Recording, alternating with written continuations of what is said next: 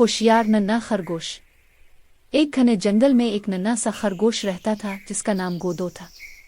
गोदो न सिर्फ तेज था बल्कि बहुत होशियार भी था। दूसरे जानवर इसे हमेशा कहते, गोदो तुम बहुत छोटे हो, संभल कर रहा करो। और लेकिन गोदो कभी डरता नहीं था। वो हर बात सोच समझ कर करता था। एक दिन जंगल में एक बड़ा खौफनाक लोमड़ी घूम रहा था। वो किसी कमजोर जानवर की तलाश में था।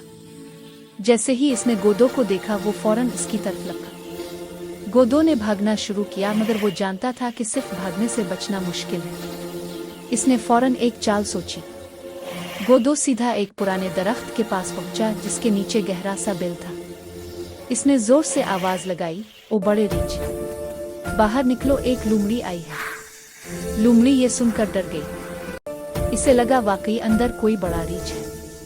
वो फौरन वहां से भाग गई। गोदो ने सुकून की सांस ली और मुस्कुराते हुए बोला, अक्ल बड़ी आजोर, हमेशा अक्ल। जंगल के सारे जानवर गोदो की होशियारी से बहुत मुतासिर हुए। उन्होंने इस दिन से गोदो को सिर्फ तेज नहीं बल्कि होशियार तरीन खरगोश कहना शुरू कर दिया।